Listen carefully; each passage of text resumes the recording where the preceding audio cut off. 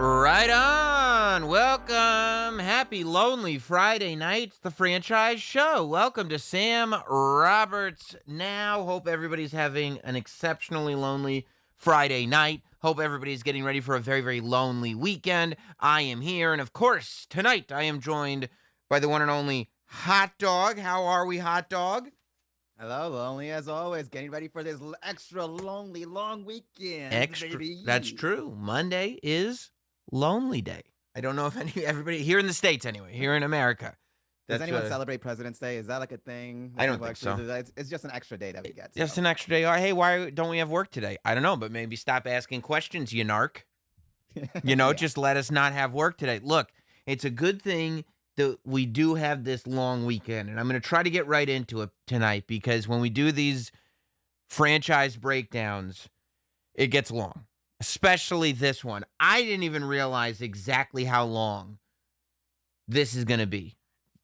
But I've watched a lot of these movies in the last week or so, and I am a little bit more in touch with the franchise family. There's so much to talk about that we could have been talking about tonight. Of course, we still haven't done... There's an update on 90 Day Fiancé we got to do. We haven't done anything on Pam and Tommy yet. We haven't done the Kanye doc is out. We got to review the Kanye doc at some point. Mm-hmm. And at some point we will, of course, review the new installment of the Texas Chainsaw Massacre.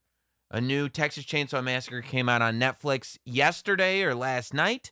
It is a direct sequel to the 1974 Texas Chainsaw Massacre movie. And so, basically done the same way they did with Halloween. The newest Halloween, or not Halloween Kills, but, the Danny McBride written Halloween movie with Jamie Lee Curtis. That was a sequel to the original where they wiped out all of the sequels that came after the original. And that's what they've done again with Texas Chainsaw Massacre. But Hot Dog, what do you know about the Texas Chainsaw Massacre franchise? I know it's pretty old, right? It's like 70s or 80s? That's when 70s? Yeah. Yep. I just know the Leatherface character, if that's his name. Am I getting that right? All right, so we don't know a lot is the answer to the question. But yeah. Okay. But what we do know is the new Euphoria. Haha, Jackson says. There's a lot to recap, but tonight it's all about Texas Chainsaw Massacre. All right, yeah, you're on Euphoria. Love I watched Euphoria. last week's episode. First time watching it. It's Why don't you start it from... You're starting in the middle of season 2?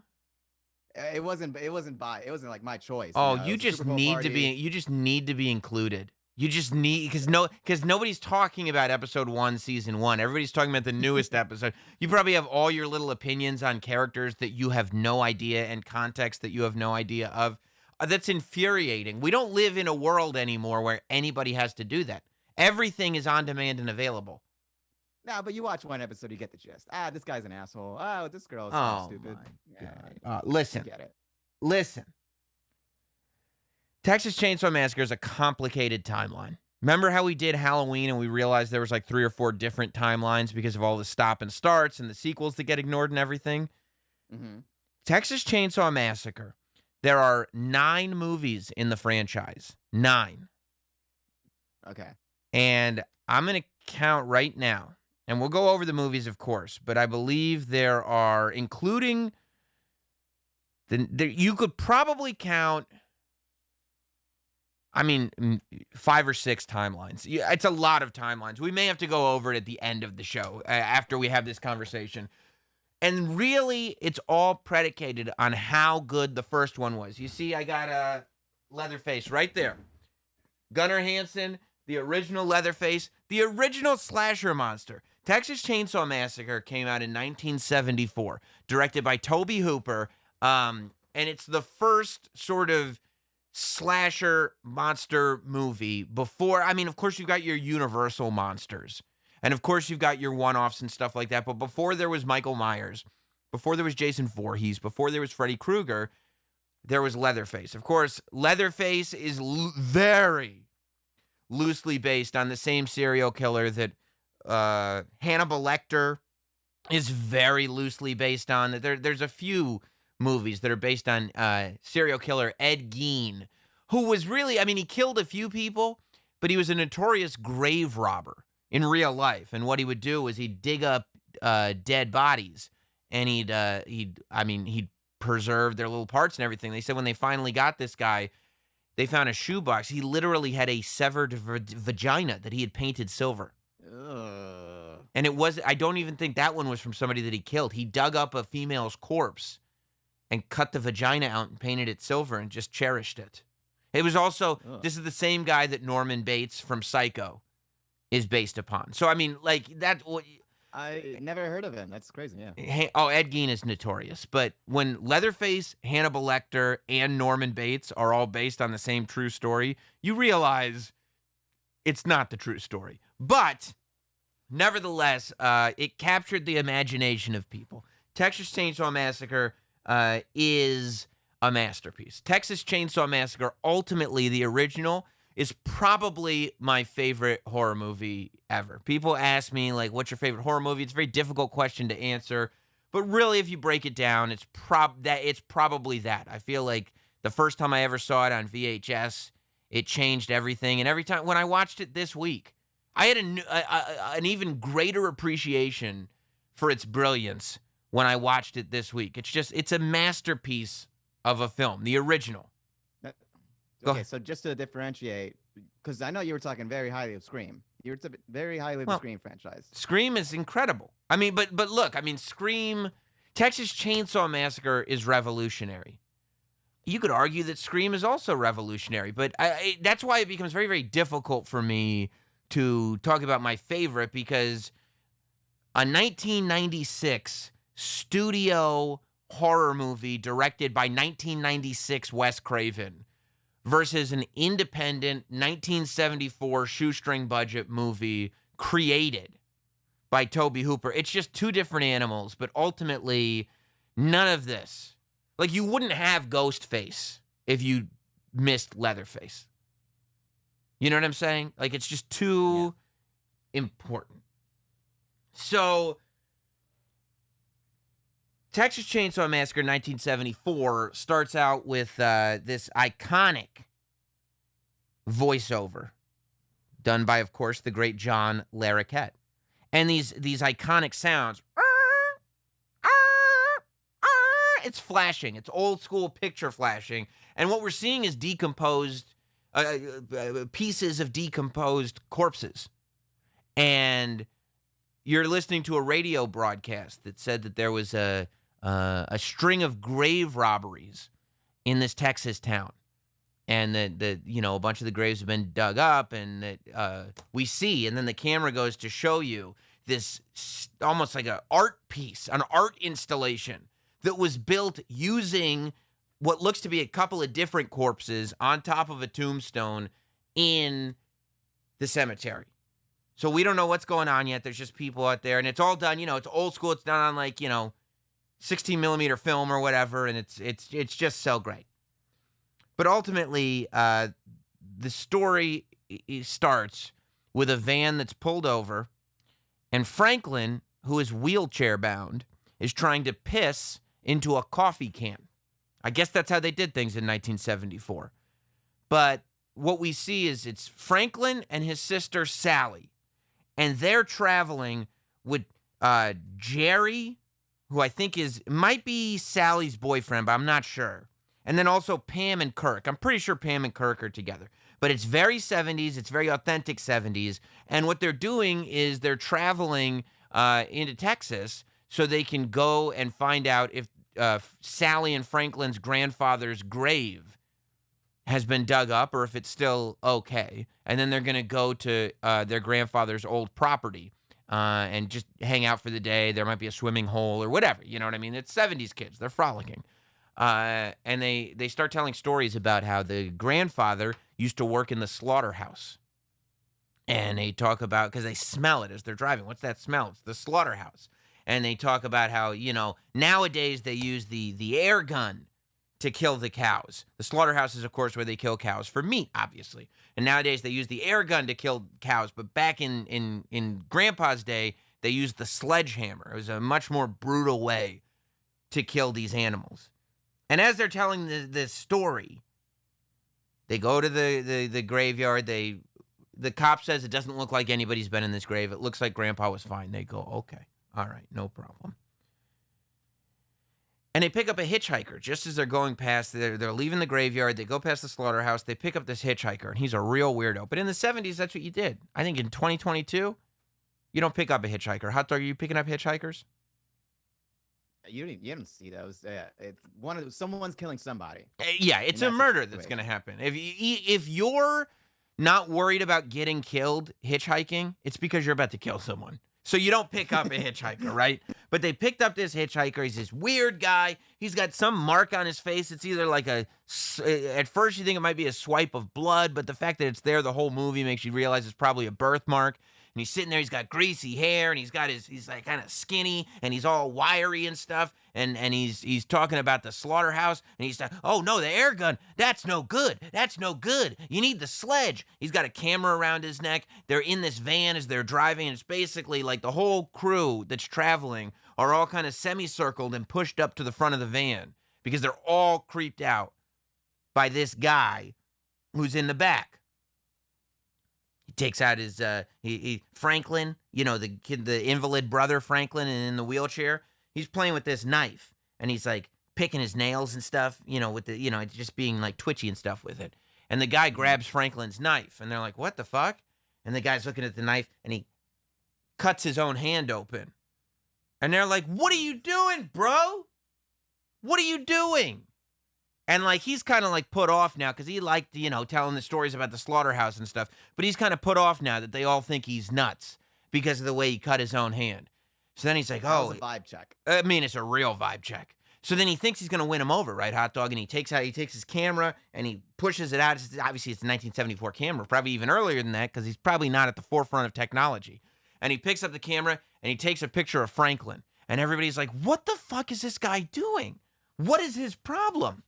And the picture comes out. It's not a Polaroid, but it is one of those instant develop things. And you peel off the front, and the picture's there. Mm-hmm. And he's like, look at this. It's a good picture. And then he shows Franklin. Franklin's like, it didn't come out that well. And they're still freaked out because the bloody hand. And he goes, $2. You can pay me now. It's a good picture. $2. Pay me. Virgil? Exactly. That's what it comes across like. And Franklin goes, I'm not paying you for shit. And they're all like, bro, we're not paying you, bro. We're already, driving you wherever we're driving you. And then he's like, they take Franklin's knife away from him. He shows that he's got his own knife. He pulls it out of his sock. He's like, I got a knife. It's a good knife. And they're like, yeah, okay. Trying to sell the photo. Nobody will buy the photo. So what does he do? He puts the photo down and he's got this little pouch that he wears around his neck, right? And he pulls a piece of tinfoil and some gunpowder out of the pouch, and he puts the tinfoil out, and he puts the photo down because Franklin ain't buying it, and he sprinkles the gunpowder on it, and then he lights that motherfucker up on fire. Boy, he's a spaz. He's a spaz. They're like, bro, you gotta go. And he's like, I live right around there. You can just drive me to my house. You can stay for dinner. They're like, no, dude. He's already talked about the slaughterhouse, talked about animals being dead. He was telling them all about head cheese and how it's made. Then he cut his own hand. Then he blew up Franklin's photo. They're like, you need to get the fuck out. And the guy's like, oh, really? And he grabs Franklin's arm and he cuts it. He cuts his arm. And Franklin's like, ow, what are you doing? And they're like, you're crazy. And the car, like, they slow down. They don't even stop the car. And they open the door. They throw that motherfucker right out the car. Like, you can't be doing this. And the guy gets up and he takes his hand and he just wipes his blood against the side of the van as it's driving away. And he just starts chasing after it going, it's real weird. They got confirmation that they made the right decision as soon as he did that. Yeah, and it freaked them out, man. They were like, what the fuck just happened here, bro? What just happened? So they realize they got to get some gas. They go to a gas station, you know? They stop at this gas station, and the guy at the gas station goes, we're out of gas.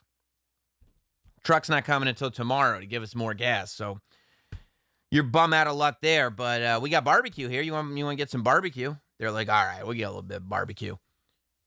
Franklin's like, hey, you know where the house is that we're going to? And the guy's like, I don't know, man. That's an abandoned house. I don't think you want to be running around in abandoned houses. And Franklin's like, no, it's all good. My grandpa owns that house. And he's like, oh, okay, yeah, it's right around that corner. And they get the barbecue and everything, and they go on their merry way, you know? And so they go to Grandpa's house, even though the guy at the gas station says, you probably shouldn't go. You know, I know it's right over there, but you probably shouldn't go. They go anyway, and they're frolicking and stuff, you know. They leave poor Franklin to kind of fend for himself. He's all fat and sweaty and sitting in a wheelchair because it's Texas. It's hot. And the couple's all like, one couple, what are their names? Pam and Kirk. Pam and Kirk go one way. Sally and Jerry go the other way. You know, nobody's really trying to bed Franklin. So Franklin's kind of annoyed. He's a wiener, too. He's really annoying, Franklin. Like, there's nothing likable about him. He's just so annoying. He's so high maintenance. Unlikable. Yeah. And in a wheelchair. He's in a wheelchair, and he's just so high maintenance. Like, why are you going without me? Why do you think we're going without you, Franklin? Because all you do is complain and wheel around. Yeah, exactly. And these guys are trying to go make out anyway, bro. They don't need some fat guy in a wheelchair next to him while they're making out. That's weird.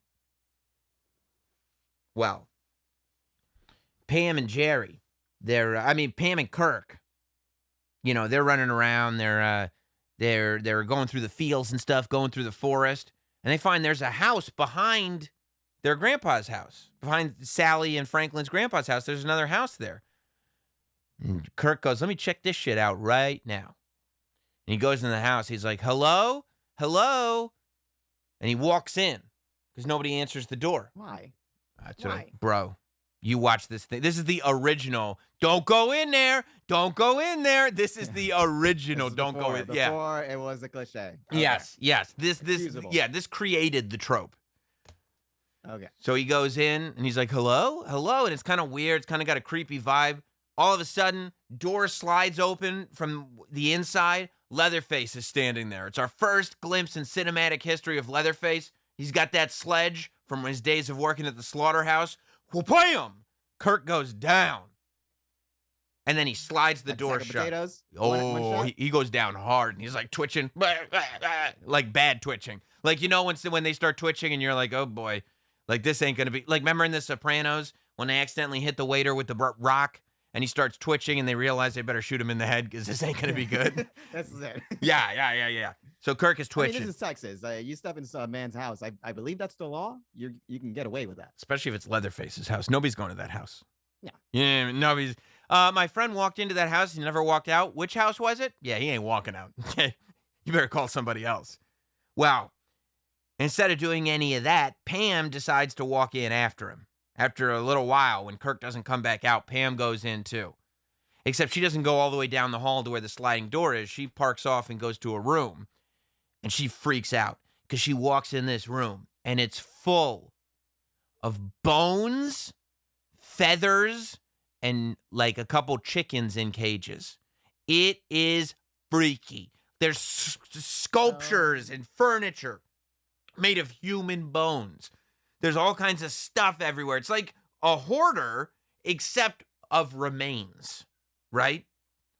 It's about the worst thing you could stumble upon. Like, there's no explanation feasible. You can relate, Hot Dog? I want to be a person who collects urns. So that doesn't sound too far off. Like empty urns, or you want to actually have ashes in them? like kind of like a museum of like my family, you know? Like you're looking It's not you're looking forward to your family dying for the decorations. I'm not looking forward to anyone dying, but You're if looking forward they to do and they having don't- you're looking forward to have like you already have the display in your head. yeah, I yeah, see. like it'll have a little history. You'll have like, you know, like a little kind of museum thing. Oh. Like, and here lies such and such, and she was this and she was that. It's not that bad. I It's get it. pretty bad. It's pretty. Have they said they wanted to be cremated? No. Oh god, that's really bad. Yeah, that's fucked up. So Pam's freaking out in this room, right? Pam can't believe what she's seeing. She's having a spaz attack. And just as she's like, all right, you know what? Let me get the fuck out of here. She just hears, "Roar!" She turns around like, what is that? It's Leatherface. And he's a big damn boy. it. And he grabs Pam around the waist, right? He's got her. And Pam looks over. Kirk is in there, dead as a doornail. And he's got like, it looks like a slaughterhouse in there. It's like just, Leatherface, he's got a flesh, like he's got a mask made of human flesh. That's what he wears, another person's face. And he's got like meat hooks hanging, right? And so he takes Pam while she's alive still and hooks her on the meat hook so she's hanging. You know what I say? I'm talking about when I say meat hooks, like the big sharp hooks. I've seen that scene. Oh, it's rough, huh? It's gruesome. It's gruesome. And then while she's sitting there on the meat hook with no place to go and a big giant hook stabbing her, she just watches as Leatherface chainsaws her boyfriend up right in front of her as she's hanging there. It's fucked. We then go over and Jerry, who is not with Sally anymore, he looks for Sally. He's like, Sally and Franklin are at the van. He goes, you guys wait here. I'm going to go find Kirk and Pam, right? Mm-hmm. Jerry is Sally's dude. Jerry. Just one by one. Yep. All going to that slaughterhouse. Ain't that great? Yep. Jerry goes in the house. Nobody's in there. He walks in the house. He goes into the meat room. He's like, what the fuck is this meat room? He opens like the fridge. It's one of those freezers that sit on the floor, like a meat freezer, a deep freezer. And he opens it up. You know what he finds in the deep freezer? Pam. Oh. He's like, what? And Pam like sits up and she's like convulsing. And Leatherface goes, "Murr!" And he comes out with the sledge. Whap! Whap! I find that scream, that shriek, as creepy as everything else he does. Oh, it's so creepy, dude. Because you know what it feels like? Like when he's running around going like, "Murr!" It means like I can't reason with this dude. Like, no, I'm not gonna. At all. No, there's no talking my way out of this. Whoa, hold on, wait a minute. I got some money here. Yeah, let's see. Yeah, there's no logic here. Yeah, and whap, down goes Jerry. Now the sun has gone down, and Sally and Franklin are sitting there going like, "Where the fuck are all our friends? There they go, and they don't come back." And so, what do Sally and Franklin decide to do? Also go, Search party. Of course, they go towards the house, but they're going together this time. And while they're going towards the house, Leatherface is now outside and starts chasing them through the forest. It's nighttime now. He can hide in the dark. He's like, and now he's got the chainsaw. Now he's chainsawing. Sally's like, I'm getting the fuck out of here. And Franklin's like, me too. Wait a minute, Sally. And Leatherface is like, And he takes the chainsaw and he slams it right into Franklin's gut. Right into his, and Franklin's a goner. And Sally does end up getting away from Leatherface. She runs into the house, though, not realizing it's Leatherface's house, I don't think. She goes upstairs. Again, a trope now, but, like, that's the idea. She runs upstairs. She goes into, like, this room upstairs, maybe a basement, something like that. And there's just two corpses that are sitting there like they're having a conversation with each other, like all dressed and everything, but they look dead to me. She's like, oh my God, what did I just walk in on? Leatherface is now in the house. He starts chainsawing up the door. Sally goes, fuck this. And she throws herself through the window. She breaks the window, falls down a story, goes to the ground, and she just starts running. Wherever I was going, I was running. Yeah, that's the move. People don't usually throw themselves out of windows in horror movies. Yeah, so that's a smart move on her part. Throws herself right out the window and just starts running. And you know where she runs to? And this is smart too. The gas station. Gas station. Yes, There you go. the gas station. And the guy who sold her barbecue, he's there. And he's like, oh, it's okay. It's okay. Don't worry about it. What happened? And she's like, he's killing everybody. He's killing everybody. And the guy's like, who's killing everybody? What are you talking about? What are you, nuts? Oh, and then he goes like this. Don't worry. Stay right here. I'll be right back. And he says, okay, I'll be right back.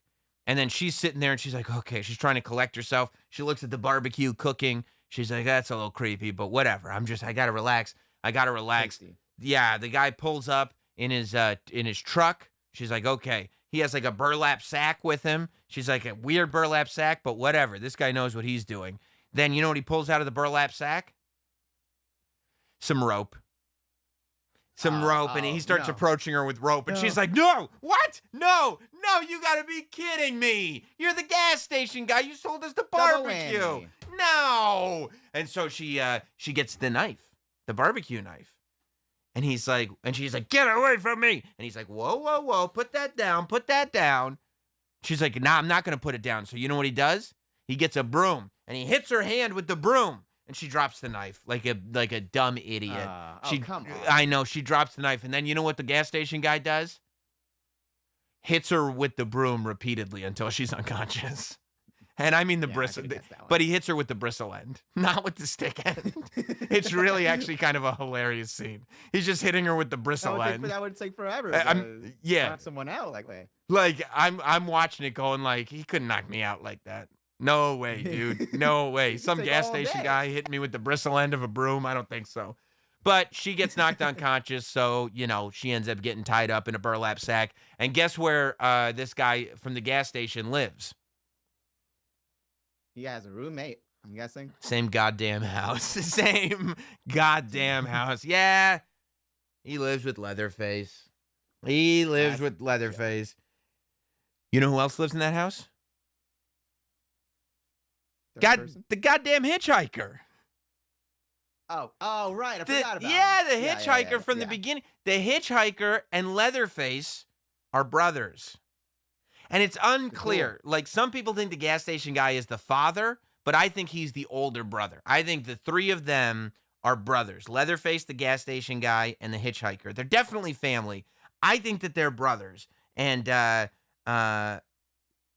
Sally gets tied up to a chair. And now she's going to join them for dinner. And they wheel in one of the corpses that Sally had already met earlier, and it's Grandpa. Creepy Grandpa corpse. He sits at the head of the table.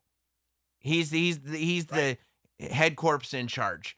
And tribal chief. He is the tribal chief. And he asks them to acknowledge him. And they're like, I think you're dead. And he goes, acknowledge me. And we go, okay, you're alive. You're alive. And so they're like trying to figure out, their plan is to kill Sally, because Sally starts to look around and realizes pretty quickly that barbecue that they were eating, it was human meat. They're clearly cannibals. Like, they definitely, that's why they were obsessed with the slaughterhouse. That's why they were talking about the sledge versus the air gun. That's why they treat human beings like they used to treat cattle.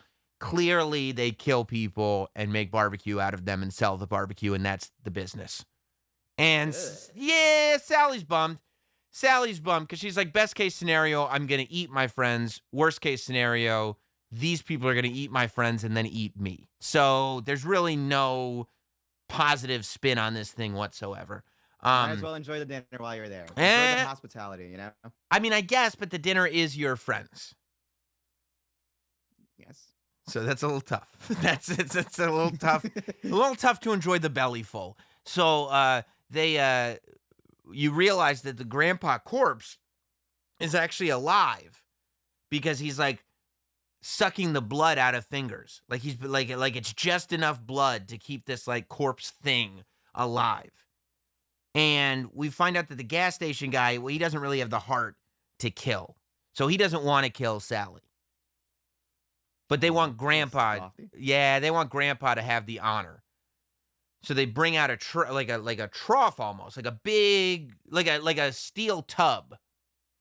And they make Sally bend over it, so her head is over it. And the hitchhiker is holding Sally down.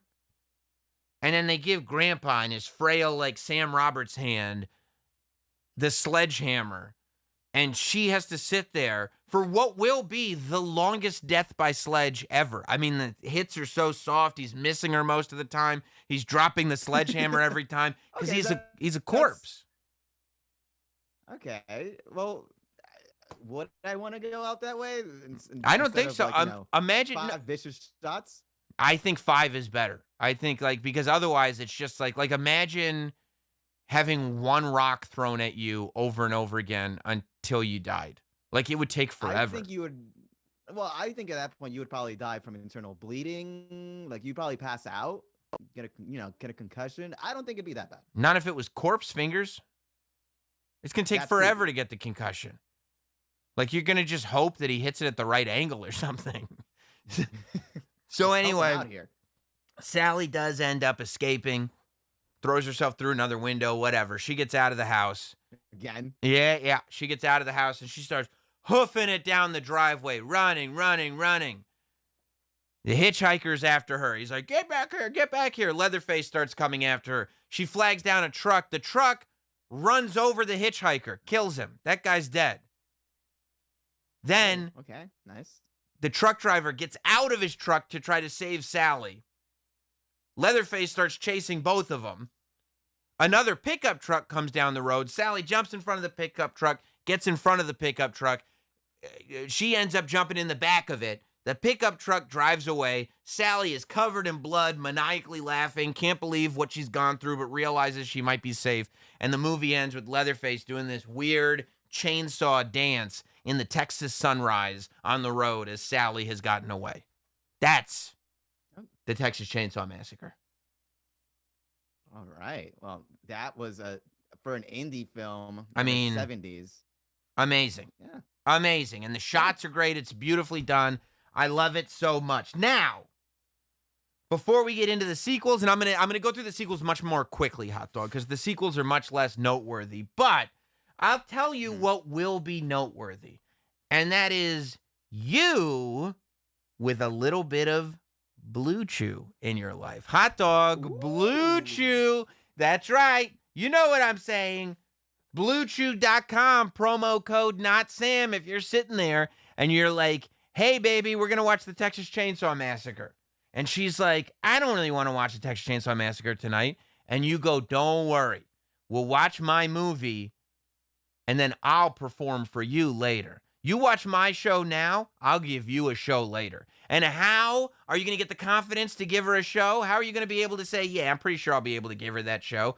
A little bit of Blue Chew. Of course, Blue Chew is a unique online service that delivers the same active ingredients as Viagra and Cialis, but it's chewable. I hope by now you've heard about this. Chewable tablets at a fraction of the cost. Cheaper is better, and quicker is better. You can take them anytime, day or night, as much as you want. You can plan ahead. Be ready whenever the opportunity arises. Because you know what? If the opportunity is rising, they're going to start calling you the opportunity. You picking up what I'm putting down? I hope so. The process is simple. All you do is sign up at BlueChew.com, consult with one of their licensed medical providers, and once you're approved, you'll receive your prescription within days. The best part? It's all done online, so there's no awkwardness. You don't have to visit the doctor's office. You don't have to have weird conversations. It's in a discreet mailer, so the mailman isn't sitting there like, oh, I know what this is. He's not going to know. No one is going to know. It's going to be perfect. You know who is going to know? Your loved one in your life, your lover, your partner, whoever that is. They're going to go, there's something different about you. And you'll go, well, thank God I used promo code NotSam. That's right. If you could benefit from extra confidence when it's time to perform, you know what I'm saying? Blue Chew can help. And we've got a special deal just for the Not Samsonites. Try Blue Chew. Wait till you hear this price. For free. Yes. Oh, yeah. When you use our promo code NOTSAM at checkout, all you have to do is pay $5 for shipping. BlueChew.com, promo code NOTSAM to receive your first month for free. Visit BlueChew.com for more details and important safety information. And we thank Blue Chew for sponsoring the show. Be honest, Hot Dog. You're going to be putting in promo code NotSam, getting some of that free Blue Chew, right? Hey, I've tried it. I love it. It's in there. It's in my cart. I love it. I love it. Well, hey, maybe this is what Leatherface needed, some Blue Chew. Maybe that's where the lack of confidence was coming from. I think so. So that movie came out in 1974. 12 years later, in 1986, they made a sequel. This is just a straight sequel. This is Texas Chainsaw Massacre Part 2. Texas Chainsaw Massacre Part 2, like I said, I love the first one. Texas Chainsaw Massacre Part 2, also directed by Tobe Hooper. I love Texas Chainsaw Massacre 2 for a completely different reason, or a completely different set of reasons, I guess. It couldn't be more different of a film than the first one. I mean, Texas Chainsaw Massacre 2 is like it's almost a parody. It's a comedy. It's like a dark comedy. It's clearly a much more high budget movie. There's a ton of humor in it. It's like a surreal. There are moments that are very, very cartoony. Like it's a ridiculous movie. But to me, it's just crazy fun. It's just a good time. Like, you can't watch Texas Chainsaw Massacre and go like, ooh, I want to watch the second one. You know, you have to be in the mood to watch Texas Chainsaw Massacre Part 2.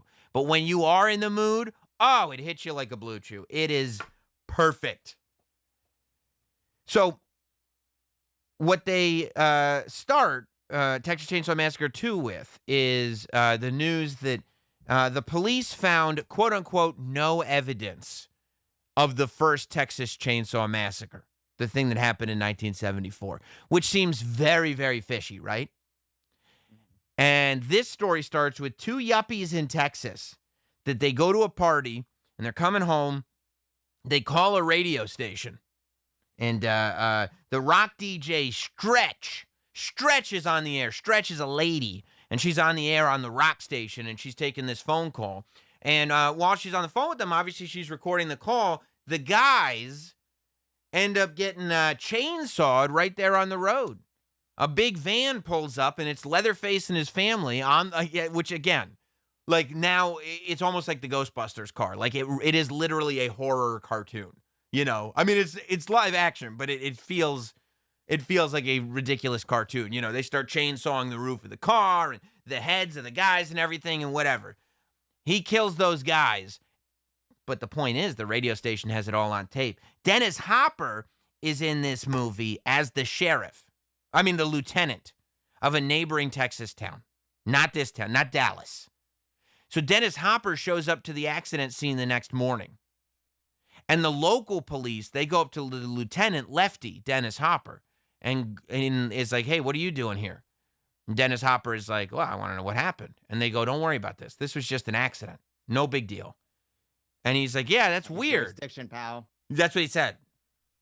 But Dennis Hopper goes, weird that it was just an accident because, I mean, this guy must have just been going so crazy on the road that he chainsawed his own head. And the cop goes, why don't you stop asking so many questions? We realized pretty quickly that the local police are trying to diminish any sort of awareness of the original crime, that the reason that there was no evidence found of the original Texas Chainsaw Massacre is because they don't want the bad, I don't know what it is. Maybe they don't want the bad publicity. Maybe they don't want... Bad PR. Yeah, the bad PR. Whatever it is, I'm going to try to turn you up a little, hot dog. Hopefully that works. Whatever it is, you know, they don't want people to know. Now, the reason Dennis Hopper is obsessed with it, we find out, he is the uncle of Sally and Franklin. So Sally and Franklin that got killed in 74, now their uncle is like, what are you talking about? It's just an accident. What are you talking about? This didn't happen. This definitely happened. Now, they kind of make it seem like Sally got killed already. They kind of make it seem like she died in the original Texas Chainsaw Massacre, but they don't really... Sally was the one who got away? Or Sally she was the one that got away. No. She's the one that got away. Okay. She was Franklin's sister. Yeah. So Stretch obviously believes the lieutenant. She's like, I got him on tape. He's like, well, we got to prove him. She ends up playing the tape on the air, and the Leatherface family finds out about it. We start realizing that the Leatherface family, they have a name. What's their last name? And I don't want to spoil, because we find out they have a different last name when the franchise continues. But whatever, it doesn't matter. So the Leatherface family hears this, and Leatherface's other brother, Chop Top, shows up at the radio station. Chop Top is the twin brother of the hitchhiker. We did not meet him in the first movie. Now, there isn't too much of a difference. Like the gas station guy, for instance. There's actually a really funny scene where the gas station guy from the first one is in this movie, and he's still as the paternal figure of this family.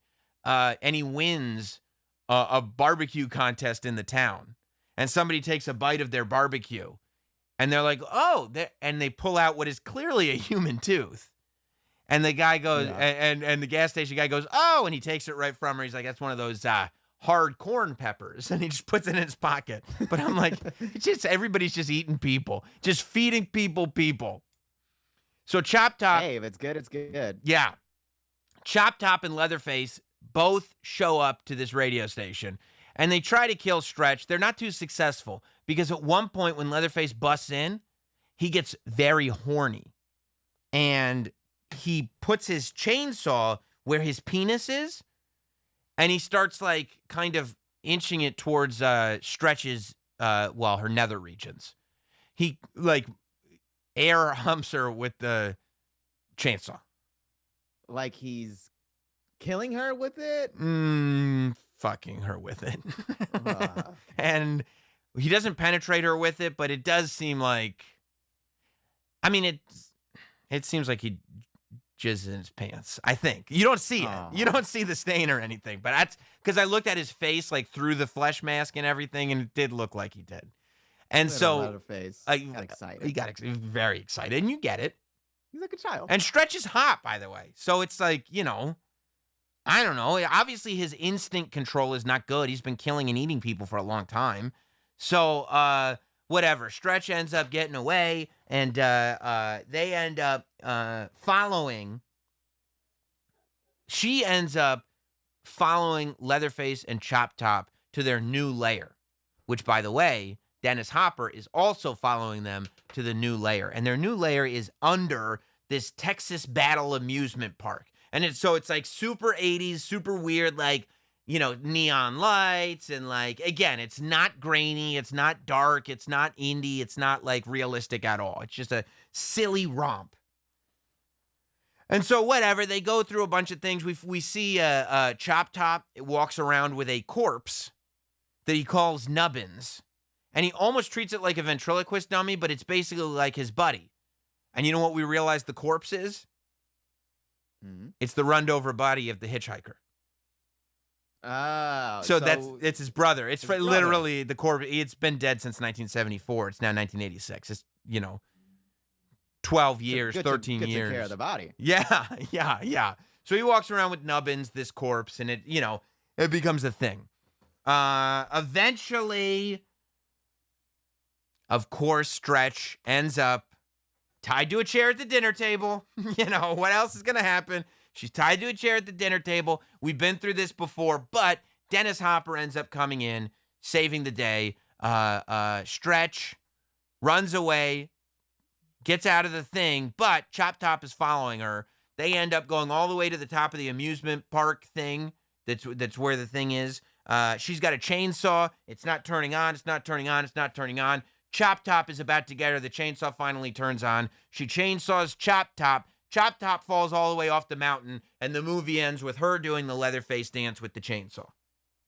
Why is she doing the dance? She's fucking crazy now because of the experience that she just went through. Yeah, I'll do it. Right? You know what I mean? Like, it was very, very traumatizing. And again, it's just like, it's such a weird, fun, ridiculous movie. I really love it. It's got such a place in my heart. And not all the movies had that place in my heart. Like, for instance, go ahead. I was going to say, I kind of want them to add that dance on Fortnite. Oh, I would love if they added the Leatherface chainsaw dance on Fortnite. Like, 4 years later, so 1974 is the first one, 1986 is the second one, 1990 is the third one. Now, 1990, I don't dislike it, but it doesn't have a place in my heart. Like, it's not great. It's not amazing. It's just... It's just a horror movie, ultimately. It's just, and 1990 is a bad era for horror anyway. Like I said, remember we had the conversation about Scream, and I said in 96, Scream revived the industry. Scream revived the genre. Mm-hmm. And the reason the genre needed reviving was because of what was going on with stuff like this. And at this point, Is there? Oh, okay, that's you, right? I was worried it was me. Like, do I have another mic on in here or something? But at this point, we had Freddy and Jason and all that stuff. All that stuff, and I think Texas Chainsaw Massacre 2 in '86 was made to kind of cash in on that Freddy and Jason stuff, and that's why it's more kitschy. You know what I mean? They wanted to make Leatherface like a character like Freddy was and all that. Texas Chainsaw Massacre 3. This is where the timelines start to get confusing because, like it says, it's theoretically. I think that this is supposed to be a direct sequel to Texas Chainsaw Massacre 1 because this movie says that Sally died in 1977. Okay. So that would have been 3 or 4 years removed from when the first Texas Chainsaw Massacre actually happened. And there's no reference to anything from Texas Chainsaw Massacre 2 in Texas Chainsaw Massacre 3. It's called Leatherface Texas Chainsaw Massacre 3. But there's no reference to anything in Part 2 in Leatherface Texas Chainsaw Massacre 3. They also... So it goes 1, 3, 2? No. No? It goes 1, 2, and then 1, 3. Okay. That's why it's 2 different timelines. The way I see it, it goes 1, 2. I'm going to start writing these down. 1, 2, and then 1, 3. Because it wouldn't make sense for 2 and 3 to be in the same universe. It couldn't. And plus, it's like totally different. Like Leatherface is way more serious in Part 3 like he is in Part 1. And he becomes cartoony in Part 2. So you wouldn't go serious, cartoony, serious. Like, that's not how people evolve. Even Leatherface. He had a phase. Yeah, exactly. It also says that W.E. Sawyer, so that's the name, Sawyer. Sawyer is the name of the Leatherface family. W.E. Sawyer was the only member of the Sawyer family that was found. Now, W.E., the gas station guy is not W.E. Sawyer. The hitchhiker is not W.E. Sawyer. Nobody named W.E. Sawyer is in Part 2. So we don't know who W.E. Sawyer is. But it says that he was gassed in 1981. He was put to the gas chamber and held responsible. And they said that W.E. Sawyer was the person responsible for the killings and that Leatherface was an alter ego. So W.E. Sawyer, the court said, would put on the Leatherface mask and it would become a multiple personality. So again, that would mean that he died in 1981. And in Texas Chainsaw Massacre 2, in 1986, they said there was no evidence of the original crime, and also Leatherface was still alive. So, it couldn't... It doesn't make any sense. Couldn't exist. So then we start the story. Ryan and Michelle are driving through Texas. Guess where they got to stop? Gas station. You got to get some gas. Yeah, you got to go to the gas station. Got to go to the gas station. Where are these electric cars? Oh, yeah. Got to go to the gas station, and... the gas station attendant is real creepy. Michelle's boyfriend, Ryan, goes to drop a hot piss. And Michelle is in the car by herself. And the gas station attendant has one dead eye. And he goes like, "You want me to fill you up? You want me to fill you up?" And she's like, "Yeah, I guess so." And he sits there. And like it's one of those cars where the gas nozzle is behind the license plate in the back. Like they used to do them back in the day. And he starts filling up the car, except he's got like the gas pump, really in a weird spot, near his nether regions. And he's like kind of air humping the car, and he's looking at her while she's looking at him in the rearview mirror. So he's making eye contact with her in the rearview mirror, and he's going, "You like that? You like that? You like that? You like I feel you up?" And she's like, "I gotta get this is weird and creepy." That's enough gas. Yeah, she hates it. So then there's this guy, Tex. He's Viggo Mortensen. You know Viggo Mortensen from Lord of the Rings. Mm-hmm. This is a young 1990 Viggo Mortensen. He's hot. Very good-looking guy, and he's blonde, So hot. Should be noted. For plot preference reasons, he's very hot. Very hot. Very hot guy. And his name is Tex. And he's like, "Yo, chill, bro." He's white knighting a little bit, but she likes it because he's so hot, And then she goes to the bathroom while she's pissing. Viggo tells the guy, "No, you don't want to go this route because the highway is going to be all fucked up. You want to go this other route, go down that dirt road, blah, blah, blah. The other road's no good. Guy goes, okay, whatever. Like, whatever, Tex. I'm not interested. And Tex is like, can I get a ride? Guy's like, no, you can't get a ride. He's like, all right, whatever, dude. The girl finds the creepy gas station attendant with his one good eye spying on her through a peephole in a bathroom. Gets real creeped out. They end up getting real hostile with everything. The guy takes out a shotgun. He's like, I'm going to kill you. And Tex is like, you two get in the car. I'll take care of this guy. And they're like, okay. And her cuck boyfriend is like, whatever, Tex. Peace. I'm out of here. And Tex is like, smart move. Right. So then the creepy guy shoots a hole with his shotgun through the back window. And they're like, that's so creepy. And then they see him and he shoots Tex. And Tex goes down and they're like, we got to go. We got to go. We got to go. They're like, oh, we'll take a left. We'll go Tex's way. So they go down this dirt road. All of a sudden they get run off the road. Tow truck comes. It looks like the tow truck is what run them off the road. Guess who's driving the tow truck? It's Leatherface has a driver's license? I don't know if he's got a license or not. I wouldn't pull him over. It's Leatherface. Leatherface is driving. He's got a knee brace on. Okay? I guess he's getting older at this point. Think about it. 1974, it's now 1990, right? We're 16 years removed from the original Texas Chainsaw. So even if he's in his 20s, in the first one, he's approaching 40 now. You know, this is a life of slaughtering and eating people. I don't know if you're getting all your nutrients, but whatever. He's got this knee brace on now, and Leatherface starts chasing him. They get away. A bunch of shit happens. They run into Ken Foree from Dawn of the Dead, and he's like a survivalist. His car broke down too, and there's a mechanic that's going to help him, and the mechanic's got a hook for a hand, except they see a chainsaw in the back of the mechanic's car. So they're like, fuck this guy. And they split. They get the hell out of here. Eventually, there's not a normal serviceman anywhere in this town, huh? Nowhere near him. Nowhere near him. Eventually, Leatherface does attack them. And this is why I don't like this movie so much. A ton of the movie is spent in the dark forest. And it's just not appealing. It's like you can't see it that good. There's no colors. It's just running through a dark forest. A little bit goes a long way with that. And there's a lot of this movie in a dark forest. And that's not a fun thing to watch. You know what I mean? No, it's cheap. You can tell it's probably for budget reasons. Yes, exactly. Like exactly. Yeah. They don't want sets, you know? Well, eventually, they kill Michelle's boyfriend, and they get Michelle. You know what they do with Michelle? Dinner time. Tie her up to a chair and put her at dinner table. That's Woo! Right. You know how we do. By the way, did I tell you in Texas Chainsaw Massacre 2 that Grandpa is there at the dinner table still? Corpse Grandpa is still around. He's still running. Still going. Yep, still there at the table. Okay, so there's something to be said for cannibalism. Something. Maybe you're right. Michelle is tied to a chair at dinner. We find out the mechanic with the hook is there.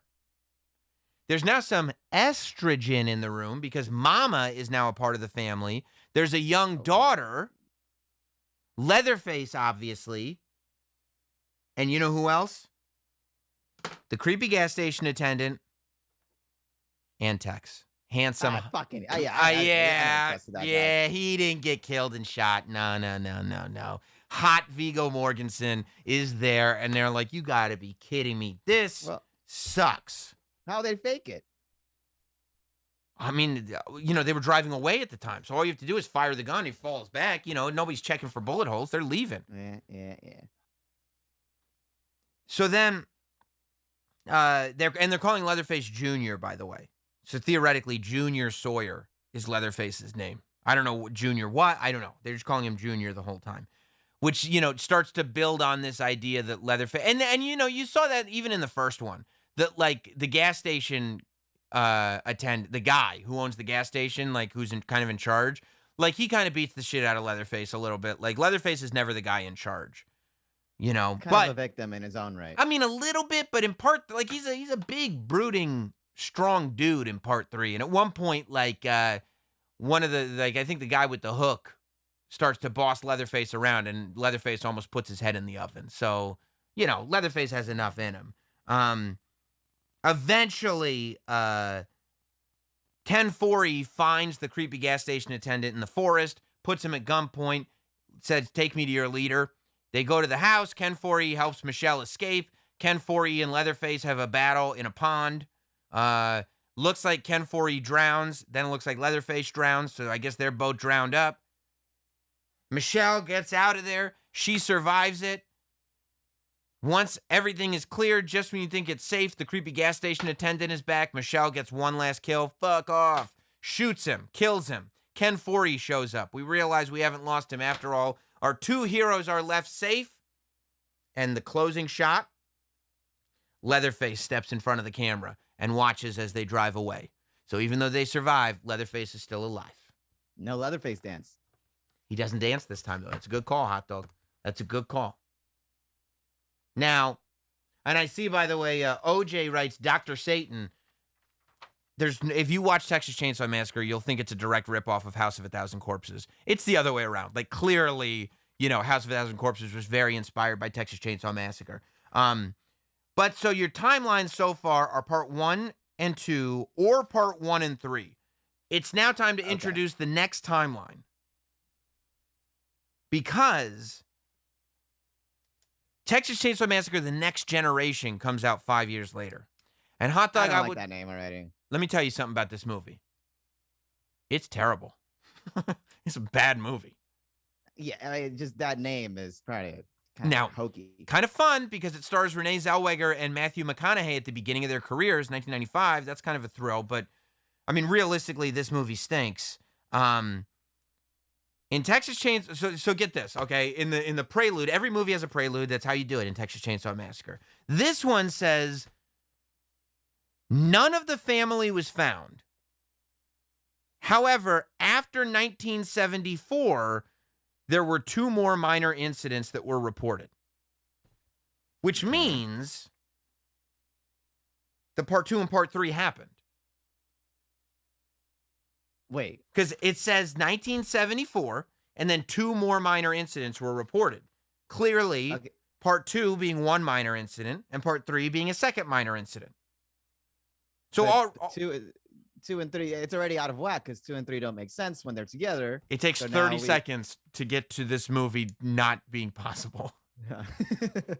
So, I mean, that's why it's not my timeline of choice. But 1, 2, 3, and 4 is a timeline if you so choose. Like, if the Texas Chainsaw Massacre: The Next Generation exists, then it has to exist in a timeline when 1, 2, 3, and 4 exist together chronologically. But logically, it's impossible. Especially because, Texas Chainsaw Massacre 1 happens, right? In Texas Chainsaw Massacre 2, the cops are trying to bury the fact that this ever happened. Mm-hmm. In Texas Chainsaw Massacre 3, W.E. Sawyer was sent to the gas chamber and killed in 1981. In Texas Chainsaw Massacre 4, both of those things happened, and, wait for it, W.E. Sawyer is still alive. There's a lot of mismatch here going on. Like, none of it. Like, it couldn't exist in a world with 2 or 3, so it decided to exist in a world with 2 and 3. I think they just didn't want to create another timeline. They were like, yeah, it's all together. Yeah, yeah, it's all. Yeah, exactly. Well, yeah, it's all the same. They try to remind you, of the old days. The movie starts with Renee Zellweger going to prom, and the mom's camera's going off, and the flash is going off, and it's the same sound effect used in the iconic opening of the first movie. Remember, I told you the flashes were going off, so it's the same sound effect. So you go, oh yeah, I get this. Well, they go to the prom, whatever happens. Guess what? The car that the kids are all in, run off the road. It gets run off the road in a big shame turn of events. A car just drives through the forest, plows right into him. You would assume maybe this car is somebody trying to escape, but a kid, first he gets knocked unconscious. He's the driver of the car. Then he gets out of the car and he goes, I'm not hurt, and he passes out.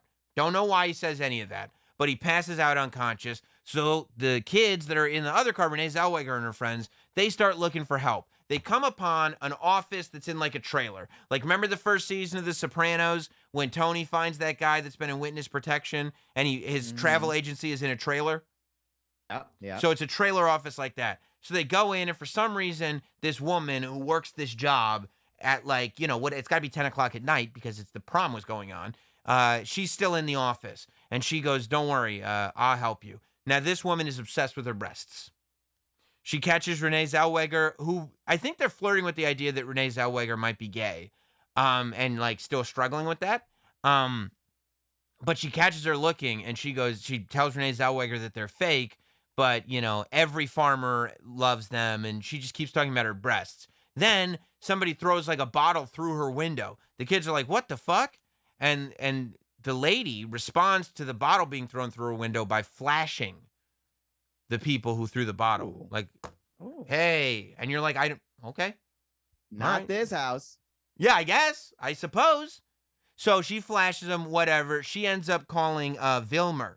That's her boyfriend, Vilmer. Her boyfriend, Vilmer, drives a pickup, not a pickup truck, a tow truck, to help him out. But when Vilmer shows up, they leave to try to find Vilmer.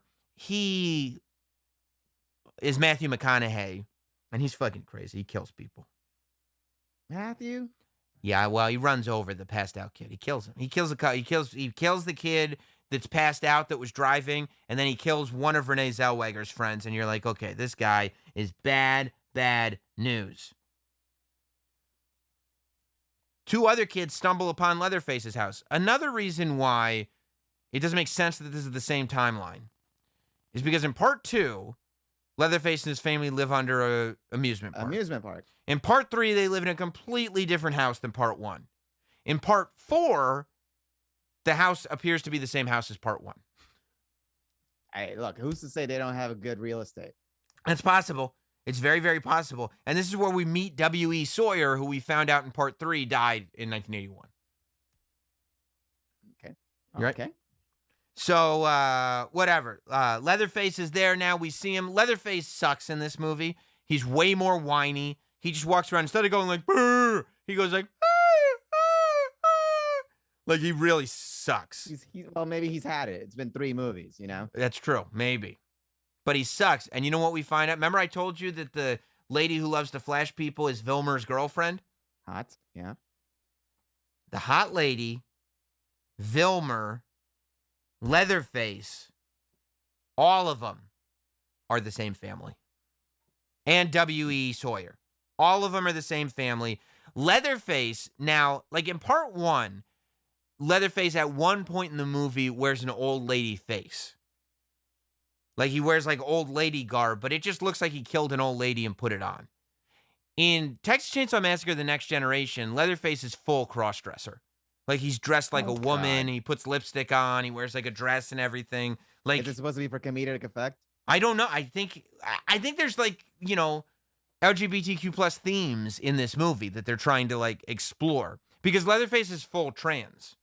Like he just is. Like there's no getting around it. It's not coincidence. Like there's multiple times in the movie where he's dressed in women's clothes, and he puts a lot of effort into being dressed up in women's clothes. So he's really, he's more complicated than scary. You know what I mean? Like there's a lot to unpack, right?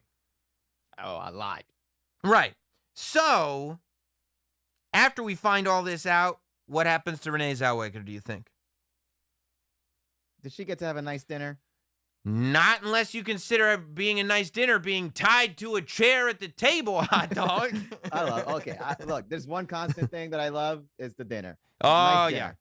Go to dinner. And then, you know what? But Matthew McConaughey is like a straight up psychopath. Like he keeps punching his girlfriend in the face. Like literally punching her in the face. At one point, one of Renee Zellweger's friends is still kind of around half conscious. He throws lighter fluid on her back and just sets her back on fire. Like, Jesus. He's just a weird fucking guy. Then this rich guy comes in to break things up, and Renee Zellweger and he kind of looks like a grown-up version of Judge Reinhold. I think that's his name from Breakfast Club. The bully. Yeah. But he's not him, but he kind of looks like him. But he's got like weird, like, it's not like tattoos. It's like scar work. You know how people get like branding and scar work done? You realize anyway that this guy is a fucking freak because while Renee Zellweger is like, she goes to him like, oh, thank God you're here to stop all this madness. Please help. He sits her down in the chair. He shows all the weird scar work. He starts licking her face. She's like, this is bad news, bad news. The guy ends up leaving, whatever. Shit happens. Renee Zellweger does end up escaping. As she's running away, Leatherface and Matthew McConaughey are chasing her. The rich guy lands a plane, okay? And a plane, not like a big giant plane, like a small plane. But the wheel grazes Matthew McConaughey's head, killing him. Ugh. Yeah. That's brutal. And so the rich guy goes, and then he goes, do you need a ride? And he puts Renee Zellweger in his limousine. And he goes, I'm sorry, this was all supposed to be a spiritual journey. This is, it went wrong. But, like, you realize, like, this whole thing was, like, a weird, like, exploration of BDSM, sexuality, and, like, it just got real weird. It didn't make any sense. And then he takes her to the hospital or the police station.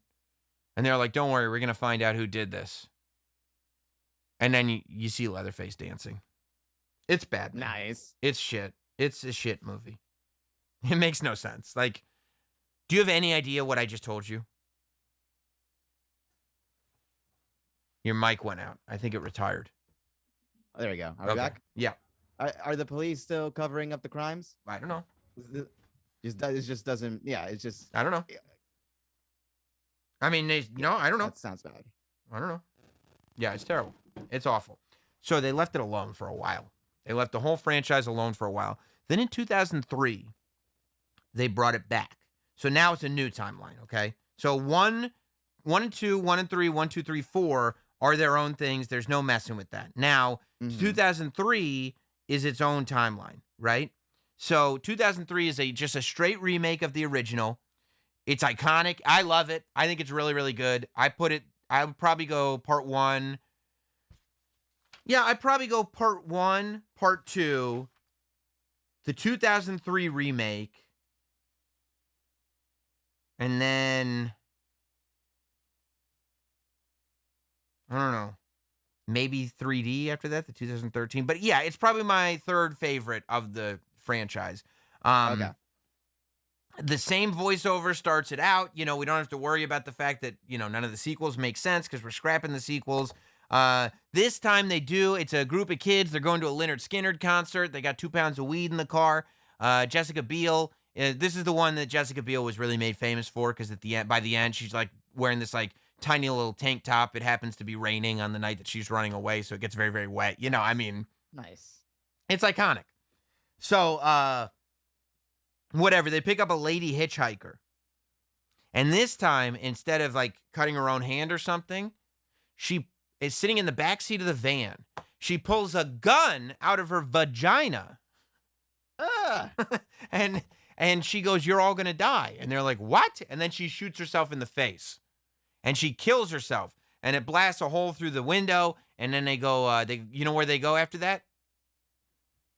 Don't tell me they have to stop for some gas. Yes. This is the station. Yeah, they go to a gas station. And there's a lady who runs it. And she goes, well, the sheriff is at the old mill. So if you want to go to the old mill, you can see the sheriff. And they're like, well, we have a dead body. Can the sheriff come to us? And she's like, fuck no. And so whatever. They go to the old mill because they don't want any trouble. Emergencies only. Yeah, they go to the old mill. And that's where things get tricky. Leatherface is a much meaner Leatherface in this one. It's a very good Leatherface. Probably my second favorite Leatherface after the original. Big, scary, like a killer. He's great. He starts killing people right away. Like, they just start going through people. Jessica Biel finds her boyfriend's face at one point. Like, that sucks. The boy that you love, there's his face sitting right there. You don't want that. You know things are fucked if you found your boyfriend's face. And it's not with the rest of his body. No, you'd never want that. Not a good souvenir at all. So the sheriff comes. They're like, Sheriff, you got to help us. The sheriff is played by Arlie Ermy from, of course, Full Metal Jacket. And Arlie Ermey's got, like, he goes like this. I got some bad news. They're like, what? he's like, well, I'm a part of the Hewitt family. Now, instead of the Sawyer family, since it's a remake, they decided to change the name. It's no longer Sawyer. They're the Hewitts now. So he's actually a part of the sheriff is a part of Leatherface's family. Goddamn inside job. And she's fucked. She is fucked. We boil it down to basically Jessica Biel's the only one left. This one is I like this one because it's a little more wider in scope. She ends up getting chased not only all over the house in the forest, but then they go to the slaughterhouse. This is like the first one where they're actually in the slaughterhouse. Because so much of this, like you realize slowly as you're putting all the pieces together, that theoretically, this family, I think that the story is, and you only get it by going through several of the movies. I think the accepted thing is that basically, Grandpa worked at the slaughterhouse. Grandpa got fired from the slaughterhouse. The slaughterhouse started using air guns, so they didn't need so many people working there. That's why they all like the sledge better. The Sawyer or the Hewitt family, depending on which timeline you're in, ran out of money because all the money was, from working in the slaughterhouse. So they started killing people and selling their meat as barbecue to get by. And coming up with a nice recipe. Well, yeah, 100%. I mean, apparently it's very, very tasty. So we actually get to go in the slaughterhouse this time, and a whole bunch of shit happens. At the end, Jessica Biel survives. She ends up cutting Leatherface's arm off in a machine in the factory. She runs over and apparently kills the sheriff on her way out, and she does escape. And at the end, Leatherface does the dance, except with only one arm.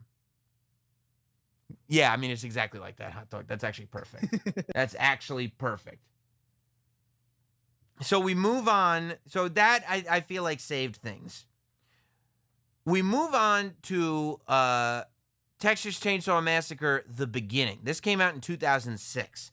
This is a prequel to the remake. Okay. So now this is we're going on early. This is the first time going into an earlier timeline in any of the movies. Exactly. So now this timeline would be 06 and 03, right? Because that's yep. Because that's the beginning. And it just basically tells there's a crew that comes in and they get killed. You see the first kind of murders and everything. This goes back. I think it takes place in 1966 or 1969. It takes place a few years before the 1973, 1974 killings. And it basically, the story they tell is that Leatherface was born in 1939. Technically, he wasn't born. His mom had an abortion in the slaughterhouse. And she died. It was it's 1939. It was an illegal abortion. But she had the abortion in the slaughterhouse. She didn't make it. She did not survive it. But the baby wasn't dead. The baby was like this freak beast thing. And so they threw it in a garbage. They said, we don't want this. They threw the baby in the garbage. And then the Hewitt family found the baby in the garbage. They were just broke as a joke at the time.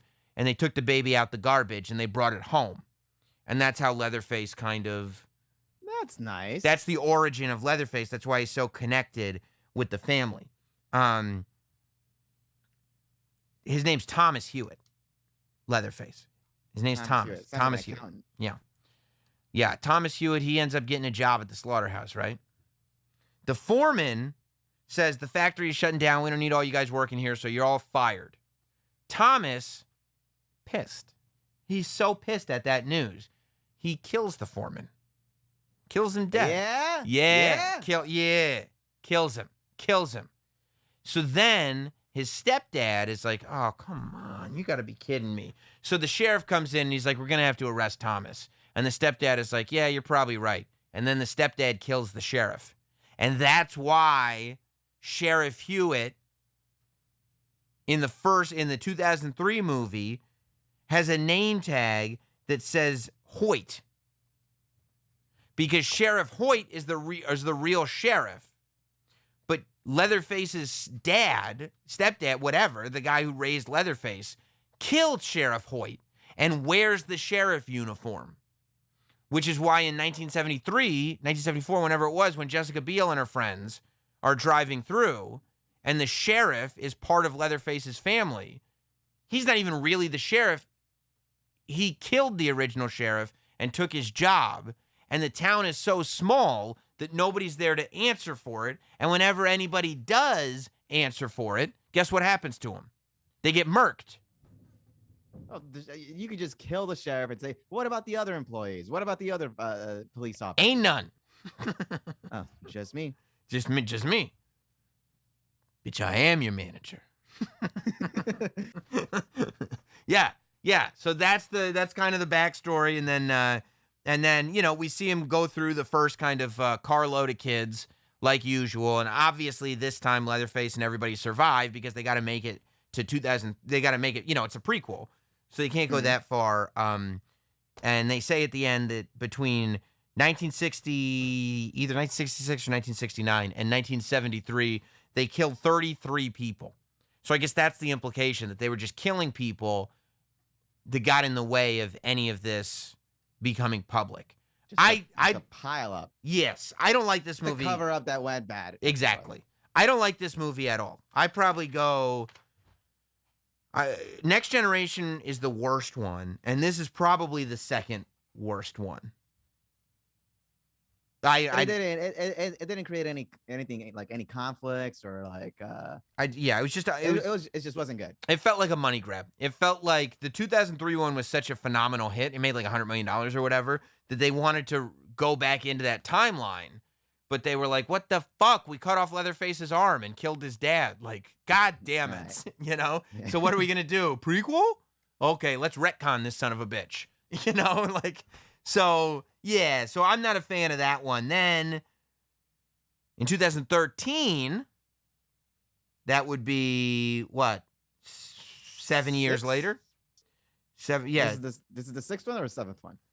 I think it's the seventh. 1, 2, 3, 4, 5, 6. This would be the seventh. In 2013, they did Texas Chainsaw 3D. I don't like the sound of that. No, it's not a good name. And you don't need. I didn't watch it in 3D. I remember watching it in the theater when it first came out. But I actually enjoy it. Trey Songz is in it, so. Oh.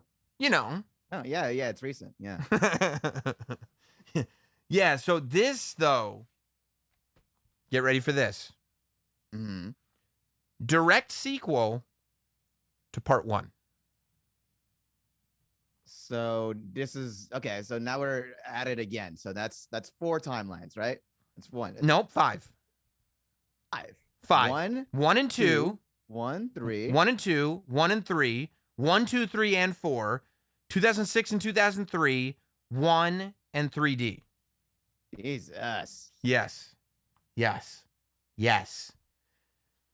And I mean,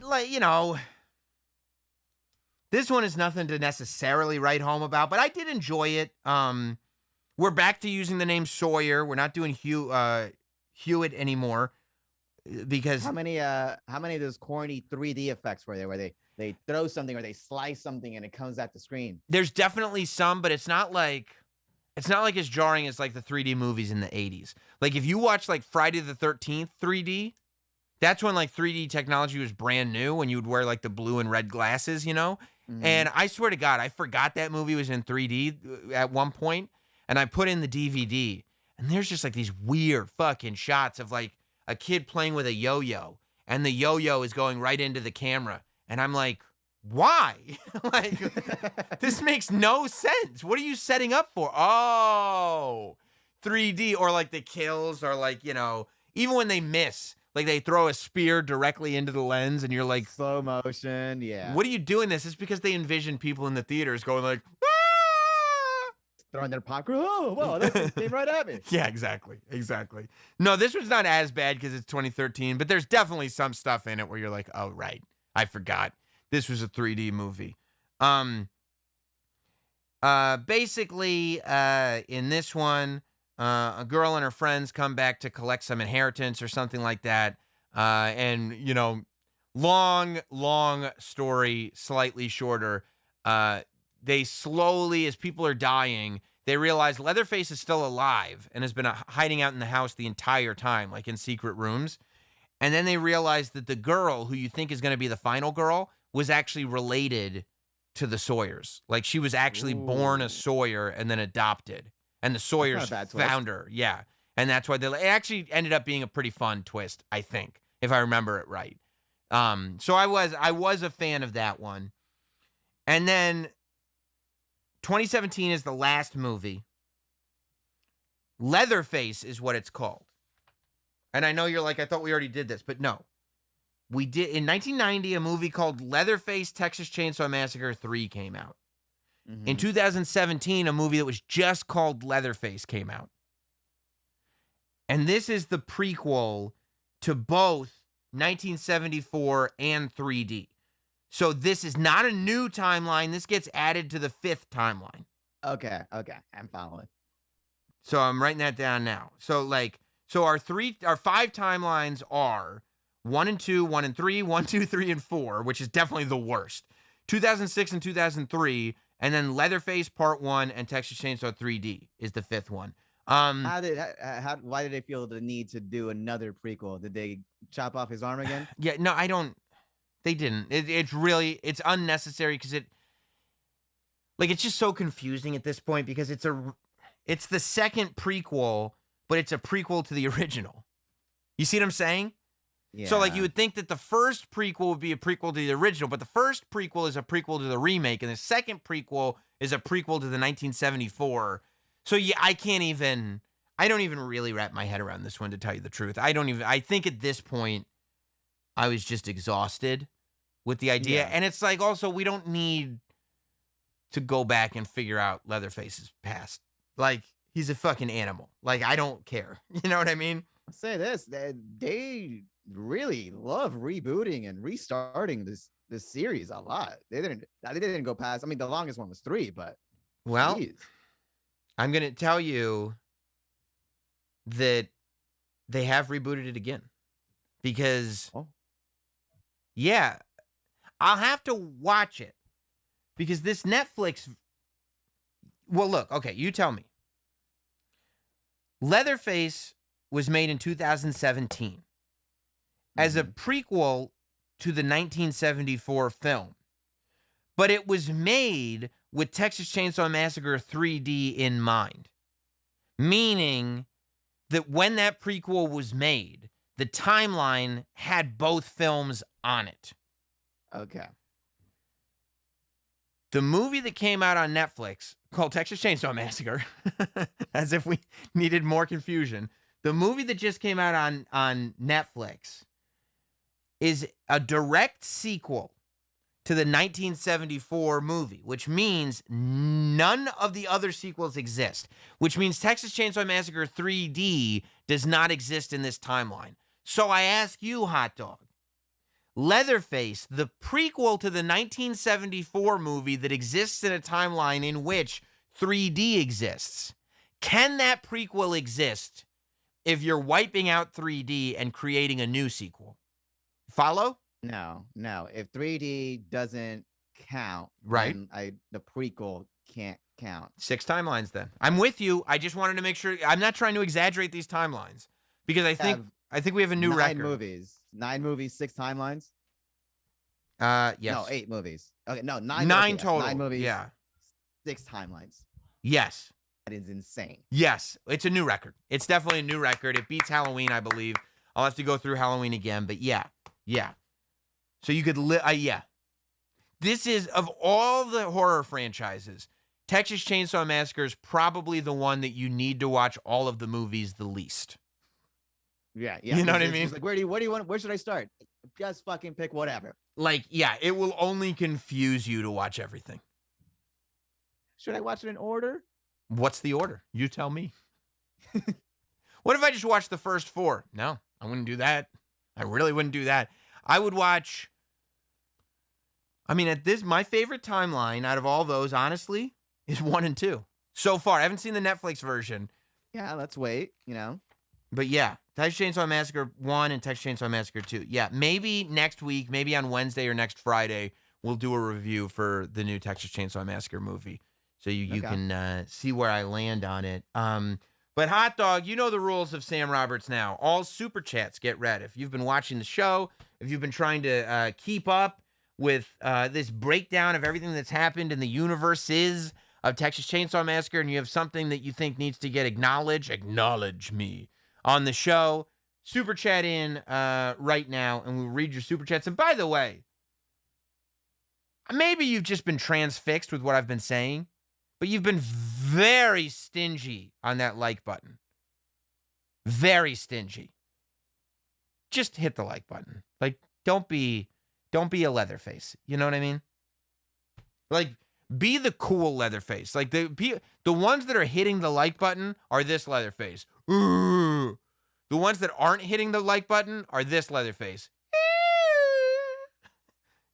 You know, exactly. Are you chainsaw dancing Leatherface, or are you one-arm chainsaw dancing Leatherface?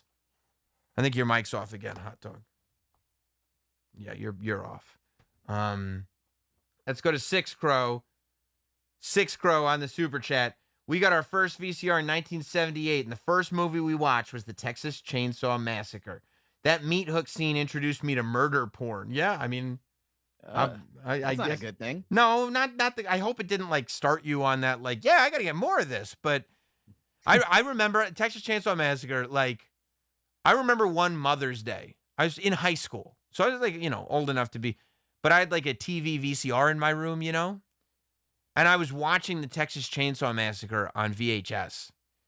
And my mom came in and said, "What are you watching?" And I remember because it was Mother's Day, and I said, "Texas Chainsaw Massacre, the original." So this would have been probably, 2000, 99, probably 2000. And she sat down with her boy and watched Texas Chainsaw Massacre. I was probably 16. It had to be awkward. There's a lot of gruesome stuff there, right? I mean, look, I got to share something that I love with Mother. I don't see how that's awkward. Don't like that. Even the phrasing of it? Look, no. I will one day look back fondly on the time I watched Texas Chainsaw Massacre with my mom. You will look forward to when you can put yours in an urn. We just have different ways of thinking. It's different ways of love. Was there a moment when your dad was in the coma where you were like, maybe we should burn him now? Maybe we should just... I'll write a great memorial for him. Yeah, you started. That probably gonna look nice. You started typing like the obituary people at the newspaper that just have it ready to go, ready to go. Yeah. Not Sam Lehman. I would like 10 Sam bucks, please. Can you hook up Not Sam Lehman with 10 Sam bucks, please, Hot Dog? Boom. Dave Bostian says it best. Corn Pop is a bad dude. That's a good point, man. Corn Pop was a bad dude. Dave Bostian also says F, Marry, Kill, Hot Dog. Matthew McConaughey. Let's, for sake of this conversation, say come on. Matthew McConaughey from Texas Chainsaw Massacre: The Next Generation, which, by the way, is crazy, very violent, but very sexual. Okay, all right. Let me look him up in that movie. Is it Matthew McConaughey, Leatherface, and you could pick your own Leatherface. It could be trans Leatherface from Next Generation. It could be the original. It could be the mean one, whatever you want. It could even be the young one. Or and then the final F, Marry, Kill is Angie. So go ahead. Matthew McConaughey. Vilmer, I'm looking him up right now. Vilmer's not looking pretty bad. I mean, it's still Matthew McConaughey. Oh, so let's go. Okay. What's the second option? Well, it's F, Marry, Kill, Matthew McConaughey, Leatherface, Angie. The Angie, of course, the girl from SiriusXM that put you in the friend zone, even though she was the love of your life. I don't know about that. But let's go with fuck Vilmer. Okay. Okay. I would have to do this just out of protection, because I feel like Leatherface is a big, strong man who could probably just take care of things around the house, Yeah. I'd have to marry Leatherface. I'm sorry, Andrew. Andrew's got to get killed. I understand. Yeah. And what's nice about that is you can actually kill two birds with one stone. You could marry Leatherface and go, Leatherface, real quick. Hey, here you go. Yeah. You can kill Angie for me, and then you could eat her. Yeah, let's make it. What are we having for dinner tonight? And he's like, I don't know, but I'm tying you to the chair. Oh, Leatherface. That Corey dude, something about that shirt, Sam. I'm starting to fill up. I mean, that's The Exorcist. That's very weird. Dave Bostian, let's get DJ Dadmouth and Christina P on Jim and Sam. I would love to have those guys on the show. When do we get an Omen 3 breakdown, Boogie Dow? Yeah, I would do the Omen franchise at some point. Let me read. Live read got me to pop a Blue Chew. Hope you used promo code NotSam on Blue Chew. Got it done for free. Hot dog, not the strong and silent type. He's no Gary Cooper. That's true. And then he says, sends about $20. Get a Whitman's. Commendatore. Yeah, I appreciate you, Dave Bostian. You could have done it in one super chat, but and Not Sam Lehman is going nuts over here. I heard that the original Texas Chainsaw Massacre was supposed to be pushing vegetarian lifestyle. Don't know if there's any truth behind that. Well, it was a very early film display of like the horrors of the slaughterhouse and kind of depicting how meat is really produced. So I could see it. I get that. Yeah, I could see it. And then he said, Sam, you haven't done this since Cats. Why don't you do a Texas Chainsaw watch along? I would have to be for the next generation. Oh man, why does it have to be the bad one? I'm not interested in doing it for a good one. Oh, do you realize how much? Do you remember how much trouble I had going through that movie? Bro, you thought you had COVID. You hated that movie so much. You were like, I don't want to. I remember you texted me the next morning, like, I really think I have COVID. Yeah, that movie gave me COVID. Yeah, I think that movie did it. Dave Bostian says, fix your setup, hot dog. Piece of garbage. Peckers. What I do? I don't know. What happened? Monku says, I think your mommy just wanted to make sure you could handle the violence. Didn't want you having nightmares and needing to sleep in bed with her. Well, I mean, at that point in my life, I would hope not. You're in high school. I would hope not. All right, guys. I appreciate it. Don't forget to hit the like button. I see a bunch of you have, but not all of you. Hit the like button. Hit subscribe. And check out what else is going on the channel. I'm always putting up clips from the show, so if you don't catch every live show in its entirety, you can check them out there. Hit the bell icon when it does go up. Oh yes, turn the alerts on. We have new Sopranos a Prima Volta going up every single week. New one went up yesterday, so check that out. And we'll see. Maybe have you started the new Love Is Blind season yet, hot dog? I heard it was bad. Ooh, I've only watched 2 episodes, and I don't think it's bad. I heard it gets worse. Ooh, that's not good. I mean, I'll take a look. You know, people tell me it's bad. Now I gotta check it out for myself. I hope it's not COVID. I hope it's not give you COVID bad. I hope not. Yeah. It takes a lot. Guys, I want you not to worry, because I'm gonna cheers with you later. Have a good lonely weekend, everybody.